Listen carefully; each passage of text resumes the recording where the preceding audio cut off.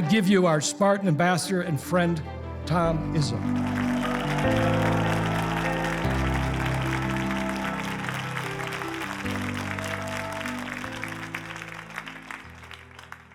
You know, Governor Blanchard, when I came here, I was a GA in '84, and I kind of worked my way up through the system. And I thought about it. I thought, you and I got similar jobs, you know. But here's the difference. I've got 600,000 living alums to please, and I know some of you are them that I don't please all the time. But you know, you've got millions of people to please when you're governor of our state, and then when you get into the country and you get into Canada and you get into all the things you've accomplished, it's amazing to me the job you've done and the way you've done it. The goal of yours was to inspire future generations of Spartan statesmen. That's why we're here. And I can't tell you what a privilege it is that somebody would think I'd have something to tell you that will help inspire you. I came from a town in the UP, you know, that area way up north where there's 11 months of winter, 1 month of poor sledding. And as Bart Stupak knows, it's an incredible place because everybody pulls for each other up there, because there's not a lot of people. And you know, somebody will say, well, do you know where this town is? And I say, well, of course I know where that is. You know where this town is? Do you know this person? And that is the beauty of the UP. And yet, the chances of getting out of there are slim. I went to college where a guy named Steve Mariucci was the head coach of the 49ers, and myself, you know, went to school. We were there 4 years as players and students, and 2 years as working on our masters. Then we both got jobs there for a year or two. And he went to California and I went to Michigan State. He bounced around 17 times.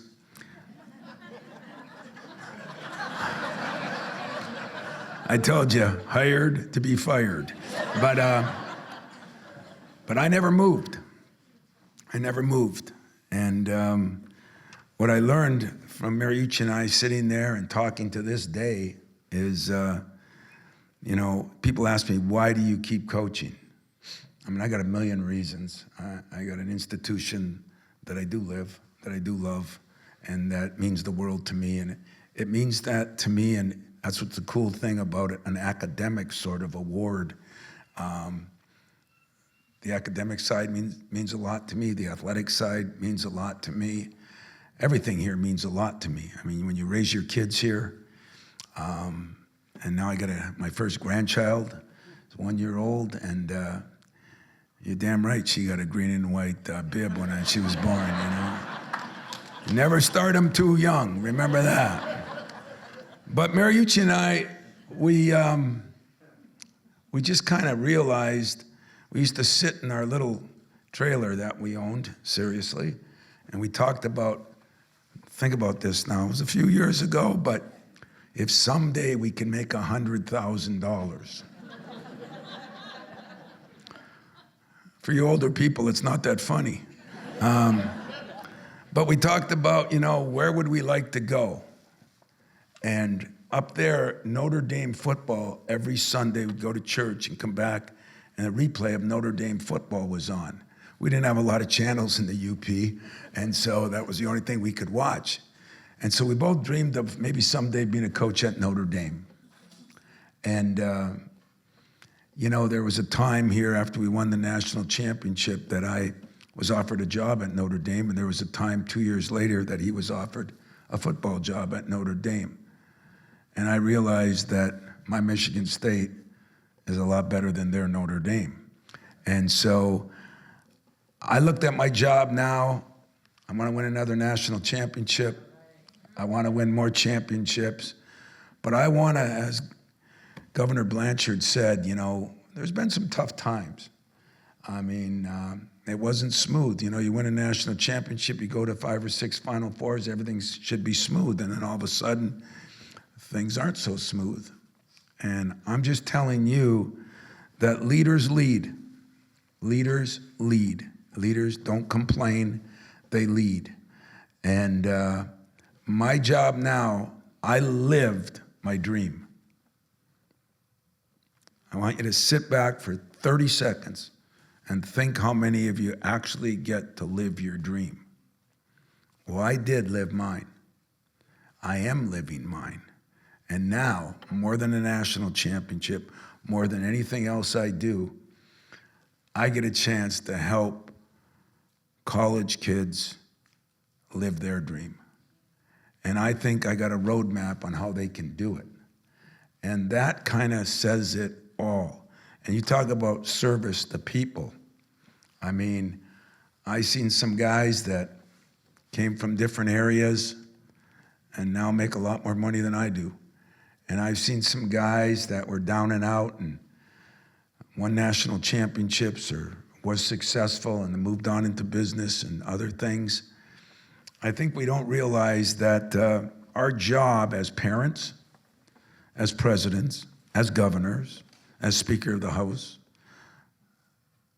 is to make the younger people and give them the opportunity to have a better world and place them in a good place.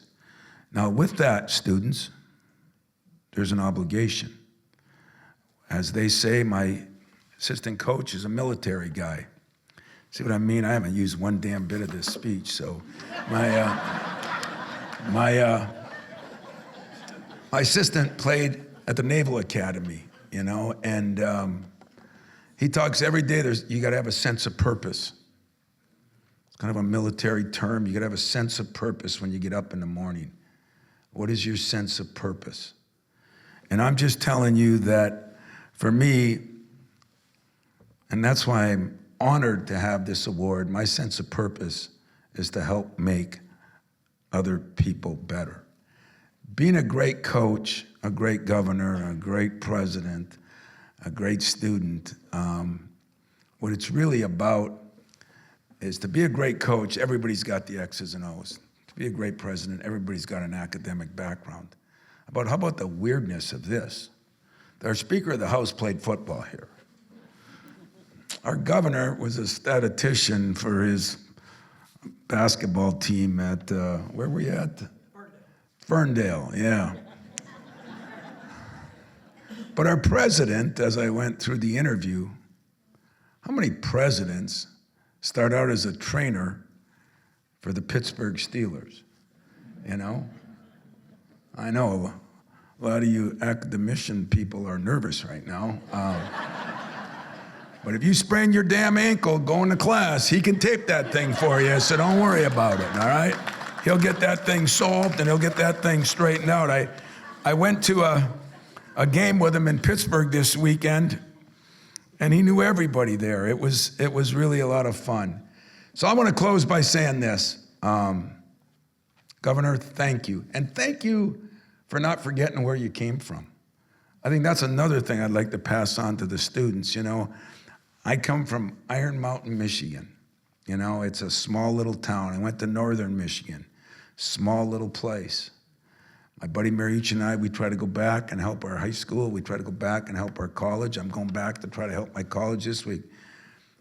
Don't forget where you came from, because where you came from is what helped define you and what helped build you. And so it's been an honor for me, the Spartan Statesmanship Award. That doesn't sound very athletic, and I'm proud of that. I'm excited about that. I promise you that trophy will be in front of my basketball ones, because that means I've kind of treaded through everything, and I'm actually figuring out a way to be more than one-dimensional. And that would be my advice to you. I promised all of you to live up to what you've been given and try to supersede what people think of you. And I'm never happy. Players know I'm never happy. Why would you be happy if you haven't fulfilled the job? The job isn't to win another national championship. That's good for Michigan State, that's good for me, sort of good for the players, but the job is to make every player's life a better place. John Wooden once said, what kind of guys you got? I don't know, I'll find out in 20 years. That's a very profound statement that I just had a thing called Grind Week. And we brought back all our pros and our people that come back. President was over there, meeting a lot of them. And a lot of those guys were so mad at me 5, 10 years ago, you know? But like parents, my dad used to say, when you're 17 to 23, parents might be the dumbest people on the planet. Before that, you're a little smarter, but after that, you get a lot smarter. So let's make sure for you students, I love you all.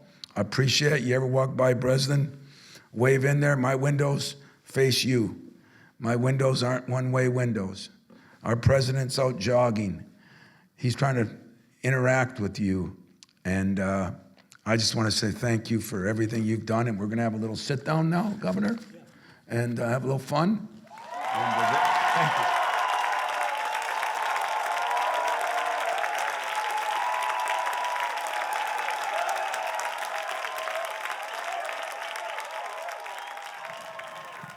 What bill we got to pass? Nothing lately. So here we are. You've kind of addressed it, but the question everybody has, and I heard it earlier, was, did you ever really imagine when you're up there in Iron Mountain that you'd be a Hall of Fame Big Ten MSU basketball coach? Did you ever think that was possible? You were obviously interested in sports. In Yooper language, hell no. Hell no. Now, you mentioned Notre Dame. Who were your sports heroes back in the day? You know, I was a big Muhammad Ali fan, and, and I know controversial in some ways, but I had the privilege. I went to the Notre Dame, Michigan State game at Notre Dame when Nick Saban, his first year. And I pulled up and I asked Nick, can you get me parking pass? So he gets me a pass right by the stadium. And I pull up and this guy pulls up in this big gold van and it's Muhammad Ali. And he pops out of the van. And the lady he was with, him and his wife, she was kind of his secretary or whatever. And she says, are you Tom Izzo? And I said, yeah. She goes, how would you like to meet Muhammad Ali? And I said, yeah, how would you like to meet the president, you know? I mean, and she said, no, he's right here in the back of the van. And I went and met him. And so I invited him to a game. He came to a Michigan State game. He gave a talk, gang. We were playing UConn. We were 4 in the country. They were 2. He gave a talk before the game that we were up 51-17 at halftime. And when I addressed the media, Governor, I took all the credit for it. I really did. So he was a guy that I idolized early, then I got to live my dream by meeting him, and that was pretty cool. He invited us to his house after we won the national championship in Berrien Springs. It was one of the most unbelievable things I've ever done. Just seeing really what a champion is all about. Other heroes of yours, not necessarily in sports, but anything in life. Yeah, you know, that's a good one. And my life has been so sports-oriented, but I just appreciate people. I learned one big word in the UP. It was osmosis. Wait a minute. Don't be laughing, because I know 90% of you don't know what osmosis means. Now, our president does, because he's into the medical world, you know, and it passes from one person. So I used to rub up and down at any superstar I was ever around and just hoping through osmosis it would hit me, you know. But seriously, when I idolize people, I just studied them. I want to know what made them tick, you know. Early on, it was Vince Lombardi in the Green Bay Packers. That some of you may remember. He was a legendary coach, and he won championship after championship. I like being around people who are successful. And you know what I found out? Whether some of you in this room are doctors, lawyers, presidents, coaches, great parents, it's all the same. You know, you're trying to get the best out of your people. I'm trying to get the best out of mine. Then there was that great moment in sports, at least Spartan moment, when Stephen made that basket.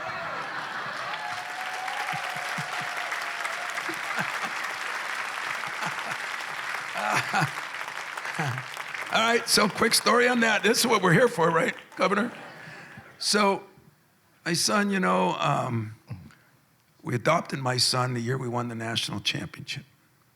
And talk about learning how to serve others. That was a cool way. And Nick Saban had adopted his 2 kids. We went down a private adoption. It all worked out. And but didn't know much about the family, to be honest with you. We just had our daughter, and things didn't work out, so we went that way. And so Stephen's working his way through. He is small, man. I mean, he's 5'7", 130 pounds, soaking wet.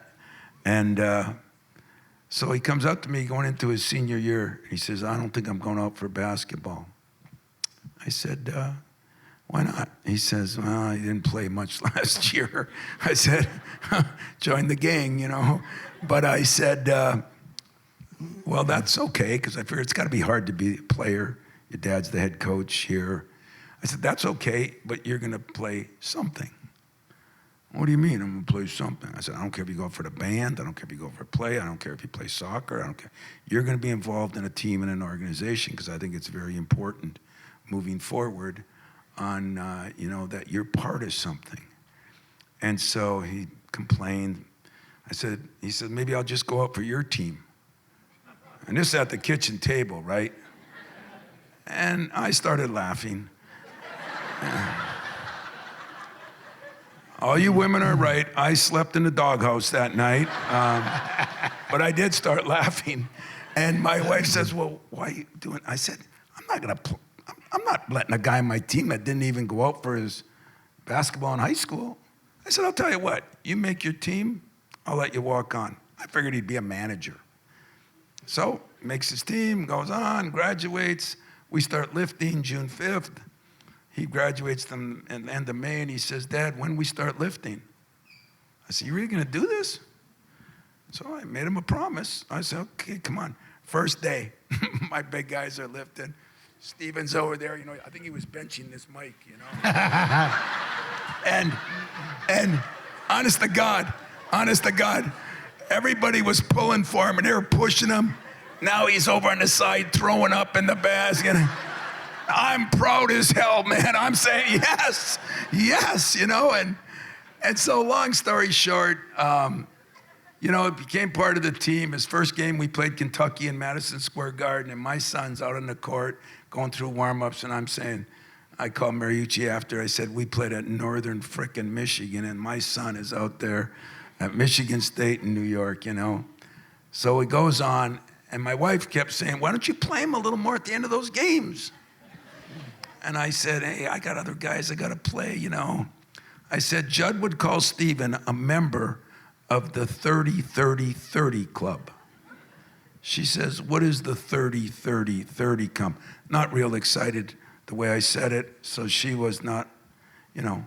I said, he'll play when we're 30 ahead, or 30 behind, or there's 30 seconds left to go in the game. Well, so in that one game, I put him in, made a hell of a move. yeah. Made the basket. And the free throw. And the free throw. Boy, this governor here, he watches every one of our games, man. Either in person, comes to tournaments, or he's watching on TV. I feel sorry for Janet, but he is obsessive. And so he made it. And you know, the best thing I did 2 things. I looked at the top of the arena, and people were going crazy. And I looked at my players on the bench. They were so happy for him. And I just said 5 years of work for one basket. but it was pretty awesome. So thank all of you. It was good. Well, all the players left the bench and went over there. yeah. It was pretty And the exciting. official says they can't do that. I said, give them a tee. I don't care, Who cares? So, but most people don't know that you were actually Division II, but an All-American guard at Northern Michigan University, correct? Yeah, Well, that's something. it is. It is. It was great. I really appreciated the opportunity, and I will say this to students too that are here, and it happens to all of us. So I graduated with a degree in education, and I played 4 years, and I went to get a job, and I got offered a job, and I said, God, I don't know if I can teach. I was 22, and I was going to teach guys that were 16 in high school, and so I decided to go back and get my master's just because I really didn't know what I wanted to do. And I talked to so many kids, so many students who go through college and don't really know what they wanted. Now, you told me you wanted to be governor since you were like 11, right? Congressman. Congressman. Yeah. Okay, well, you got to start at one thing to get to the other. I mean, I wanted to be an assistant coach before I became a head coach. But I think I went back to school, and that's where I helped out with the basketball team, and I got into that, And I would say this: the hardest time you're going to have is when you graduate from college. Coming to college is hard, but when you graduate, unless you have a specific degree, there's a big world out there, and where do I start? But I would say embrace it, man. Enjoy it, because it'll all work out if you stick to the grind.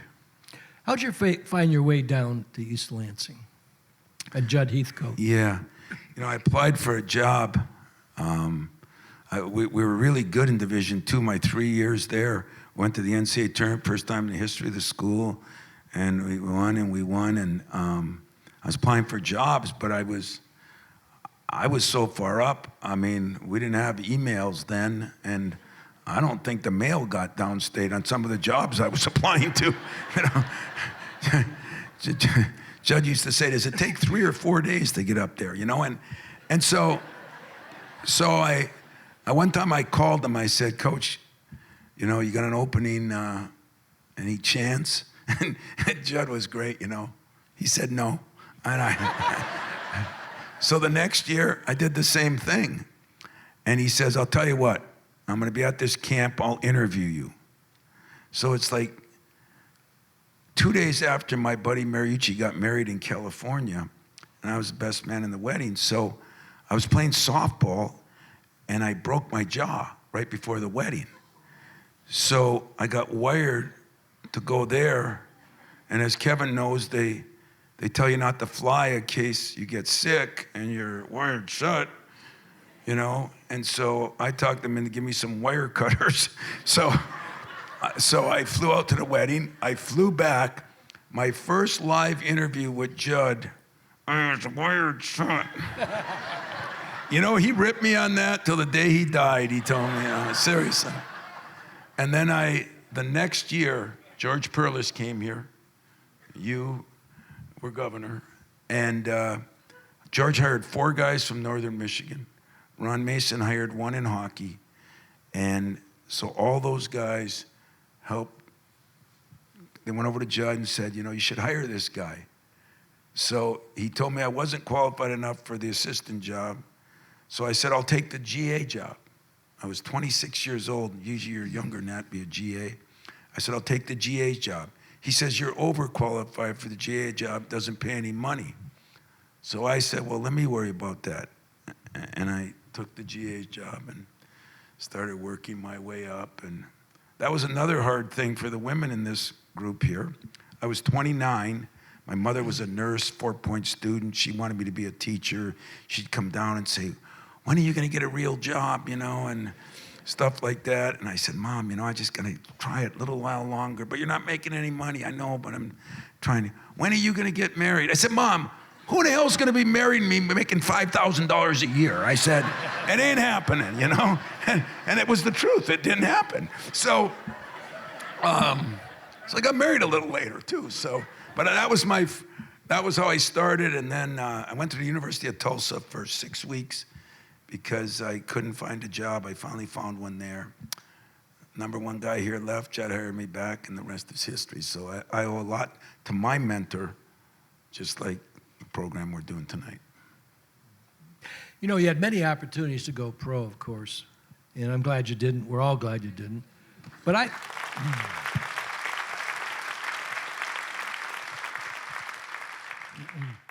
it seems to me that being a successful college coach is the best place to be in athletics. Spoken like a true governor. You know what the only problem with that is? What? When you got to answer to all those people, but here, I still got to answer to people. But to be honest with you, in pro ball, you got all those people to help defer the problems. In college ball, I mean, it's amazing. A kid doesn't graduate. What the hell did the coach do? Kid isn't scout. What did the coach do? But I love it. It's a challenge.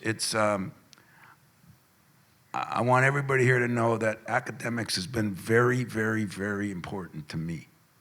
And when I got this job, that was one of the things.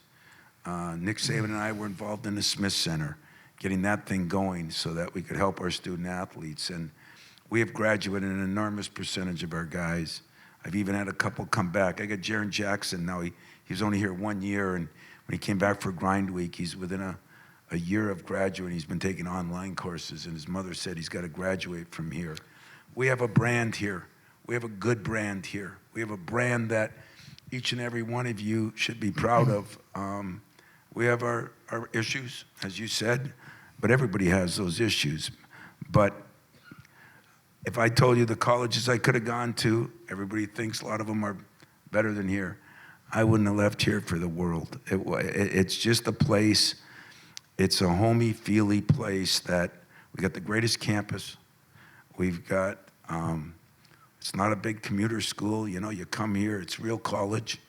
And I don't have to stay here. I get to stay here.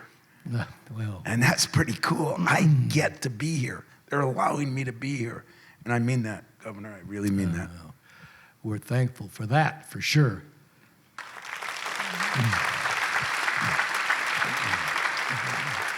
You know, I did read somewhere that you have somewhere in the vicinity of 82% graduation rate with your players, and you're working hard to increase that.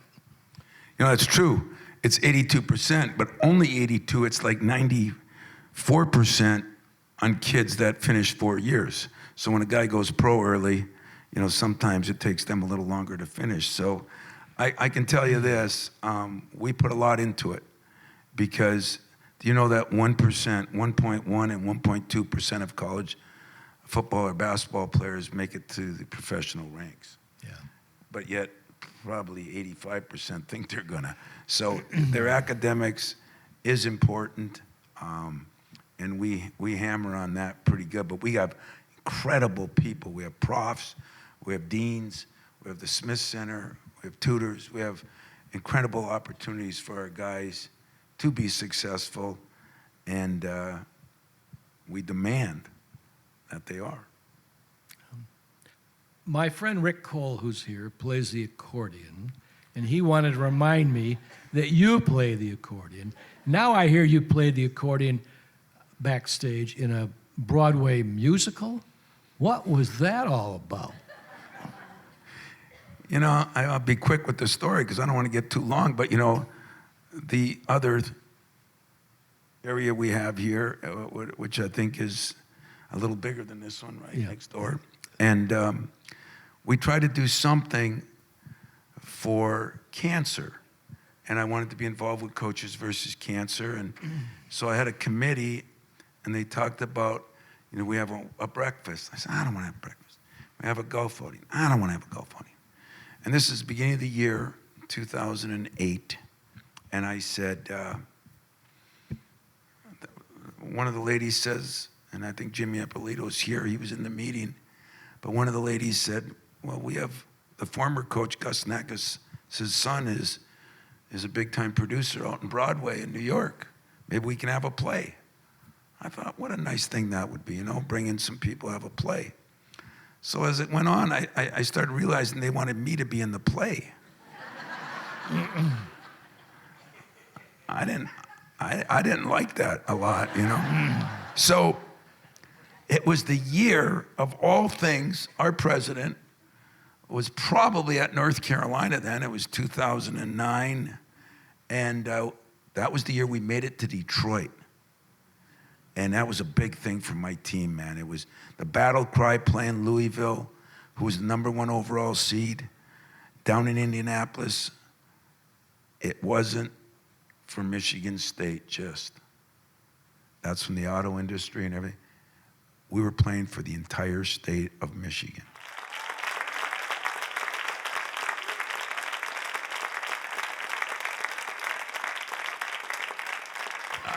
What was your original question, Steve? You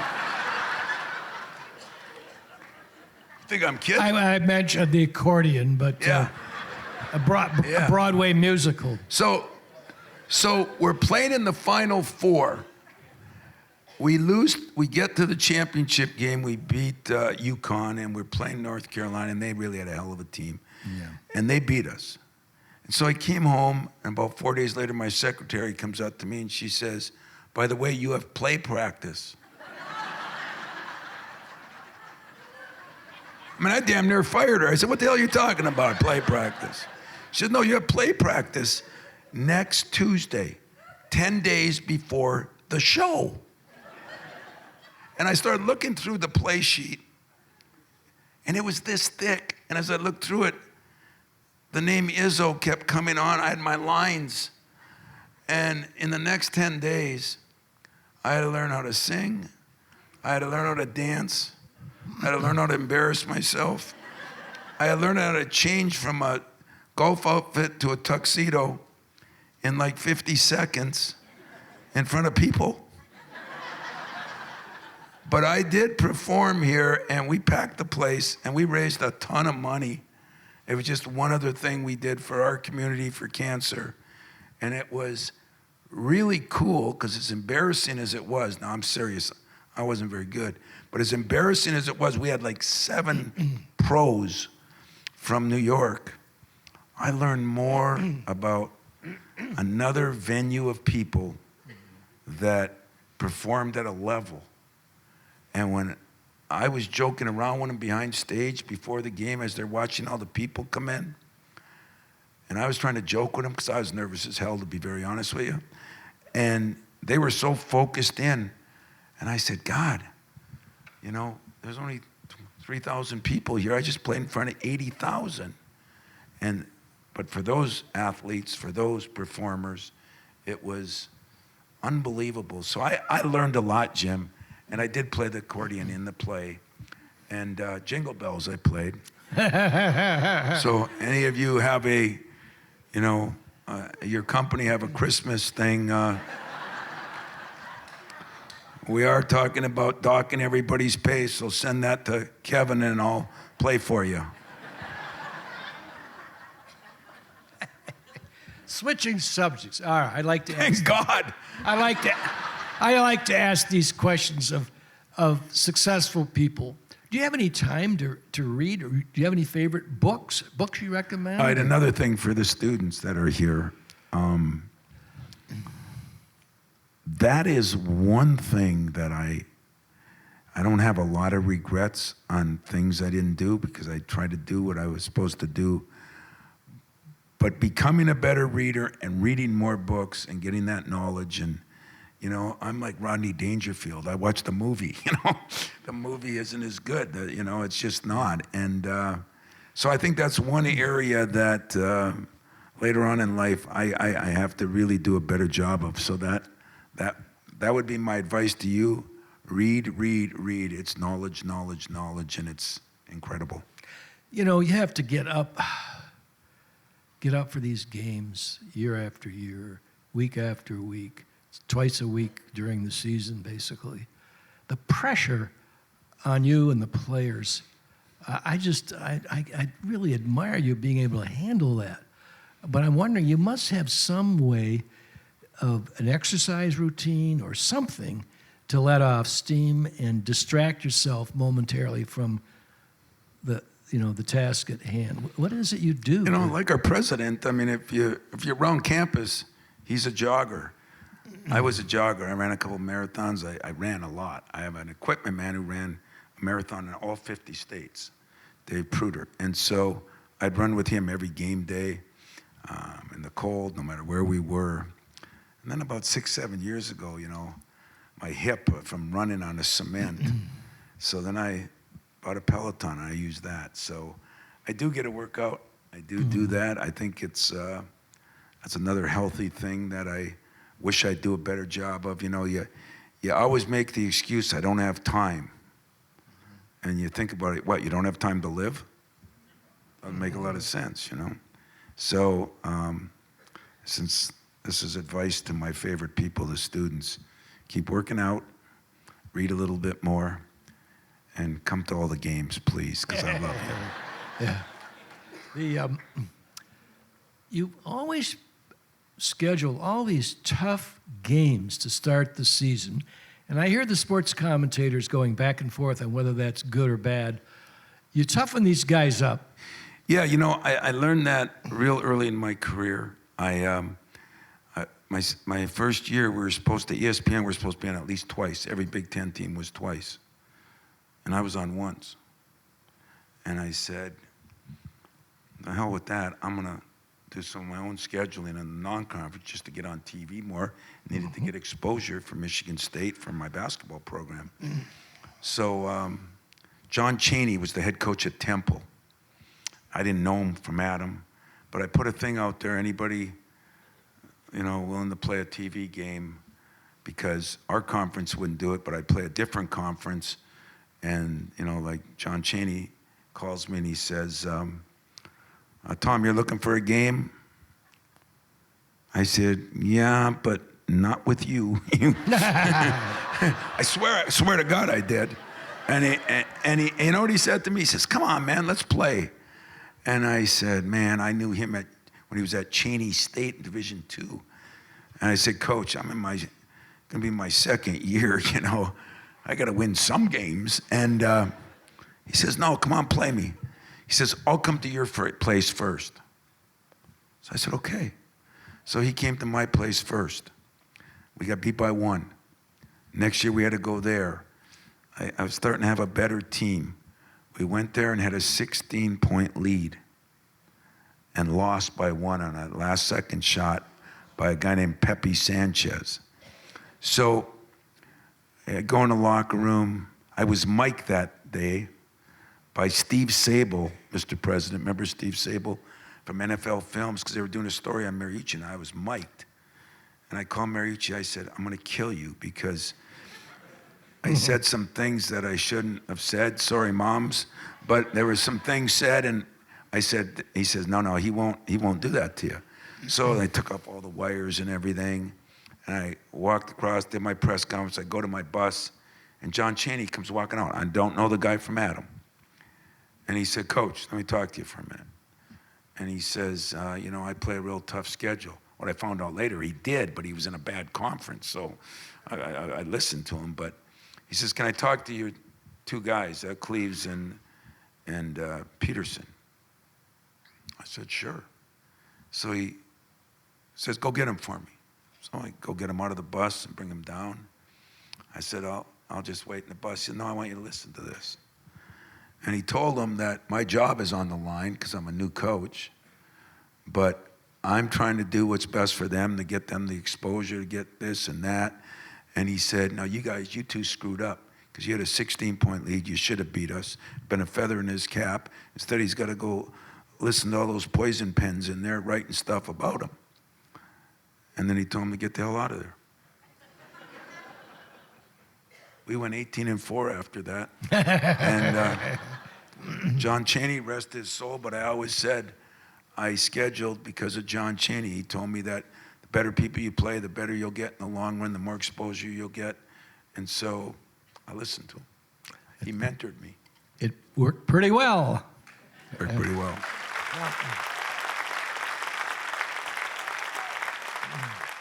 So you've had a couple of games on aircraft carriers. How did that come about? And I mentioned to you earlier that Admiral William McRaven, the four-star admiral, now retired, had been president of the University of Texas at Austin, says you're his favorite coach. And he was the one that directed the operation which eliminated Osama bin Laden. And he's stopping me. On the ship we played on.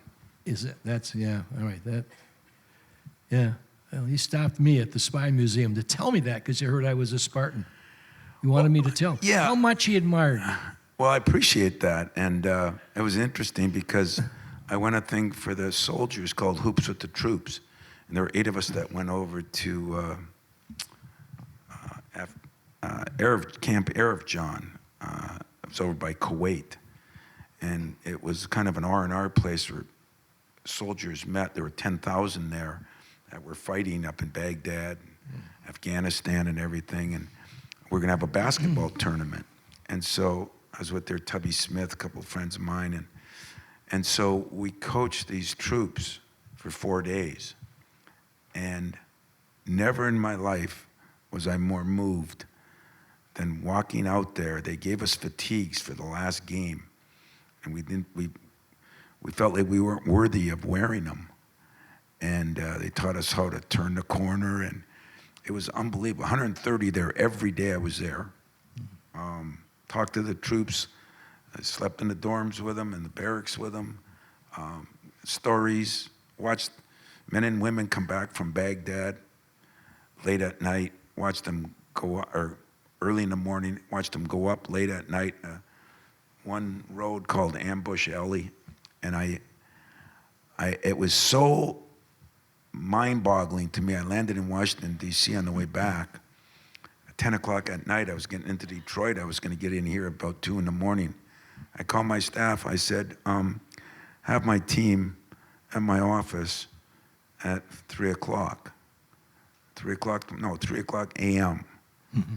And so I came back in, and they were all sitting in there.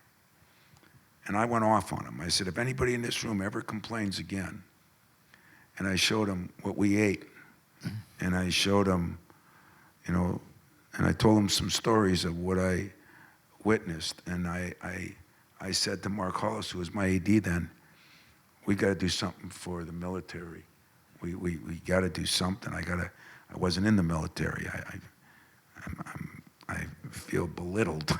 And so he got on this idea, and we played the first one out in San Diego. And I mean, we're sitting there before the game, playing North Carolina, and my good friend Roy Williams.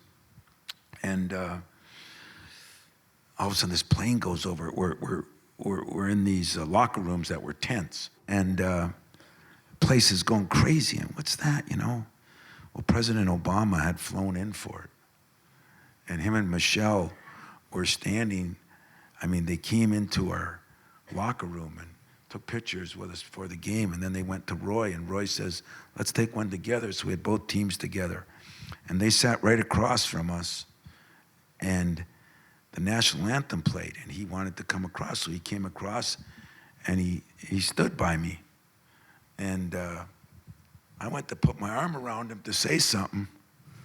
A Secret Service guy almost ripped my arm off my shoulder. Swear to God. And I go, and he was cool about it, and Michelle almost started laughing, and I was already nervous as hell. Then I had to go through that, So we lose the game, and at the end of the game, this is what's cool about the university you're at. We lost. My players, Draymond Green, Austin Thornton, and one other guy had a plan that they said the night before that next to President Obama and Michelle were 15 wounded warriors on each side of them. And Draymond went to half court and called the North Carolina players over, made everybody take their shirt off, and they went and gave a jersey to every one. We gave 15 as Michigan State. They gave 15 at North Carolina. And so ever since then, I try to do another one. If I can do another one, I'll do another one. I've played at Navy. I haven't played at Army yet. I played at the Citadel. I try to do something to say thank you for the people that really deserve the thank yous.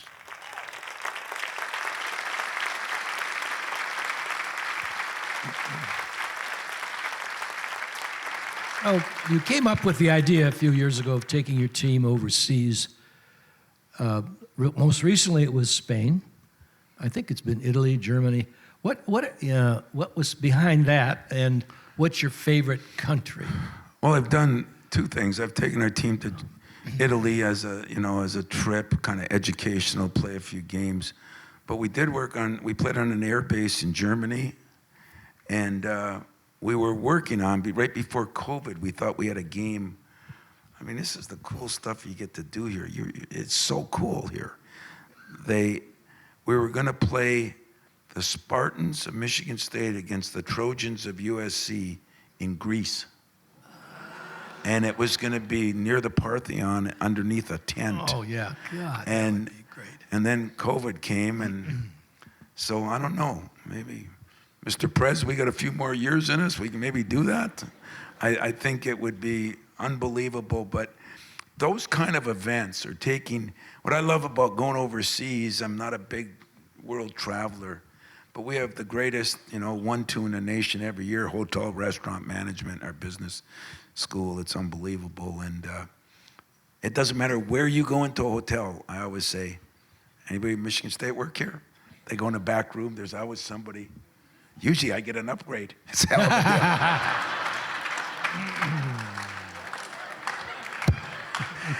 Oh, I wasn't supposed to say that, but. Do you have a favorite country, or they're just all good to you and you enjoy it? I haven't been to that many. Spain was unbelievable. We were in Barcelona, Valencia, and Madrid. And in fact, we were in Barcelona, and we played. I walk into this gym. It was about 15,000 seats. And I look on the wall, and there's a mural of Magic Johnson. And I realized that's where they played the '92 Olympics. So I took a picture of my son in front of it, and I sent it to Irvin. I said, "We miss you in Spain," and he was great. He tweeted it all out and everything, and but I liked Italy. I liked Rome. I really like it here. It's my favorite spot. Other than your hometown of Iron Mountain, what's your favorite place in the UP? Well, Marquette is now, because Marquette has really grown. It's right on the lake. It's on Lake Superior. So that's, August, you might be able to swim there. It's cold up there. But Marquette is cool. I get up there some. My buddy Mariucci kind of has a Ronald McDonald's called the Beacon House. And so I go up there. We had a brand new hospital. And that's been a cool experience for me. All I do is help him raise money for it. But it's another way of giving back, and people that can't afford to stay, like a Ronald McDonald.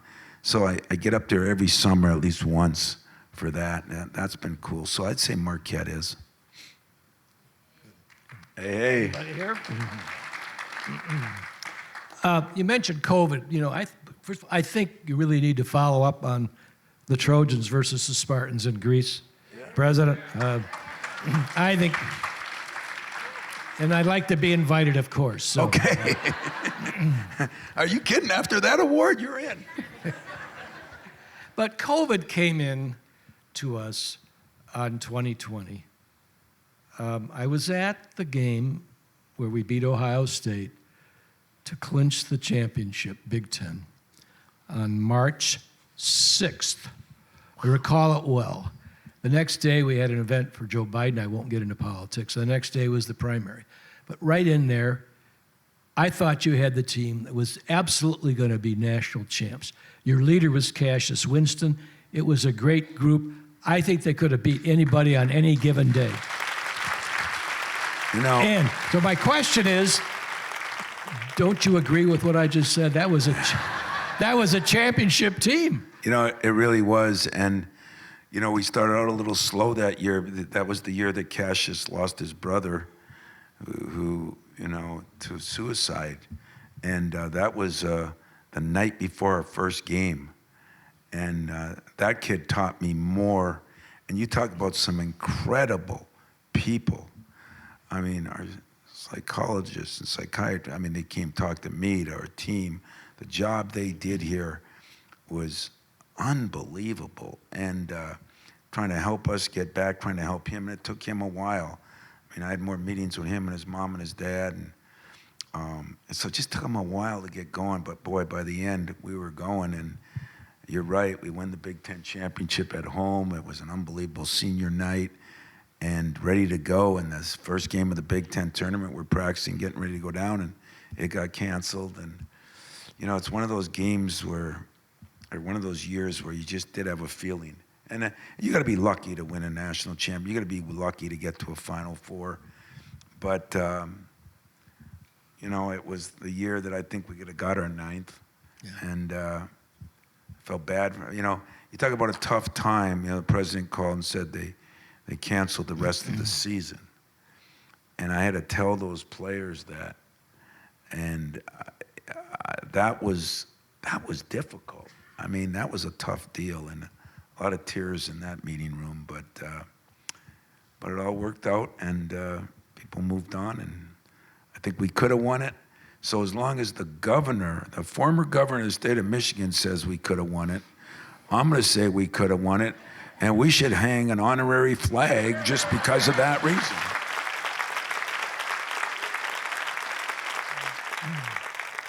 Expansion of the Big Ten. I mean, we had NATO enlargement in Europe. Now we have Big Ten enlargement from one coast to the other. How did that come about?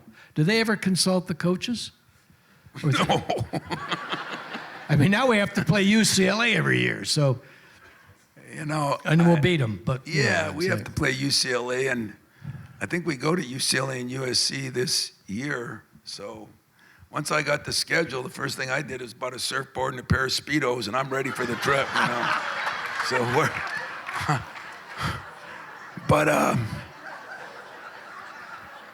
but to be honest with you, we are trying to sell it in recruiting. You know, we're the only conference that you can play in New York and LA. You can play the state of Washington and Washington, D.C. You can play in Chicago, Detroit, Indianapolis. I mean, our conference hits the mega media markets, and because of that, the TV and everything, the exposure that a kid's getting here is second to none. So we found a way to find some things that we sell. It's going to be a little bit of a tough trip, but just think of for them. We got to go out there once. Oregon and Washington come here.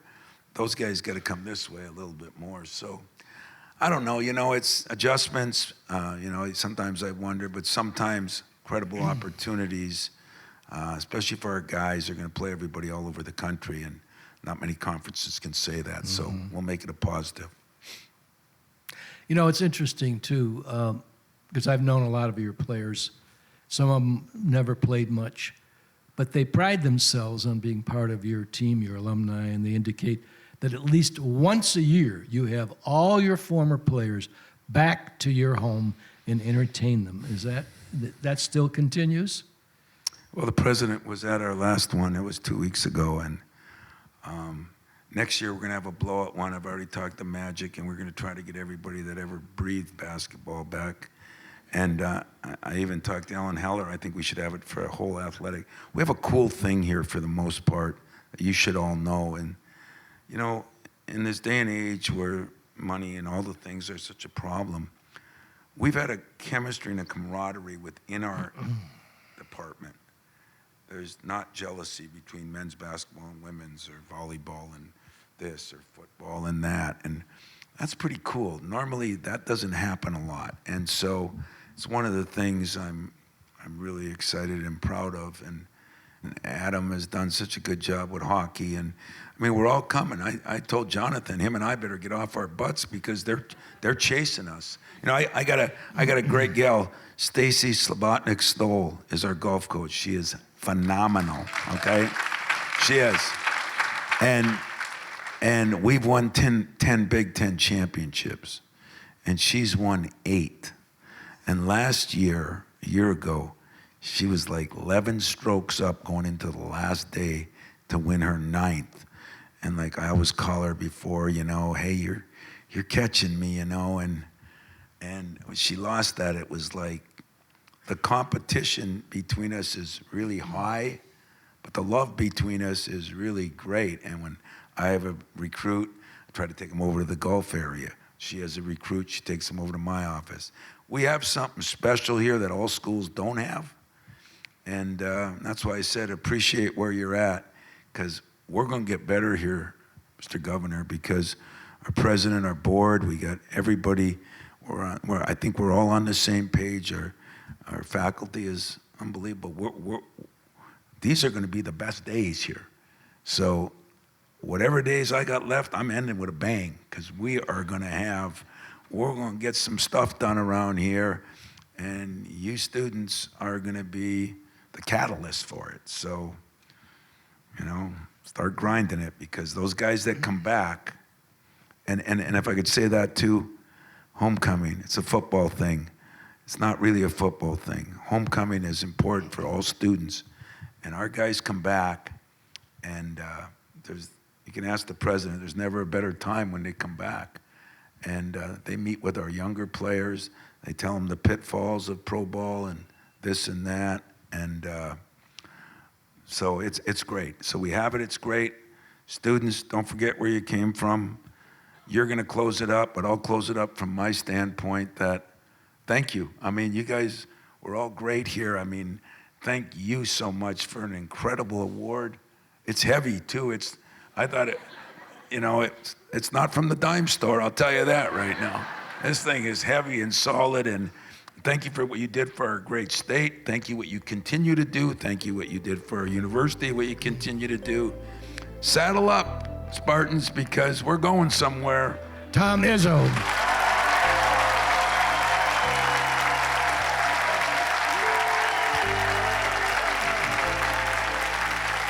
Tom Izzo is a national treasure and a wonderfully loyal Spartan.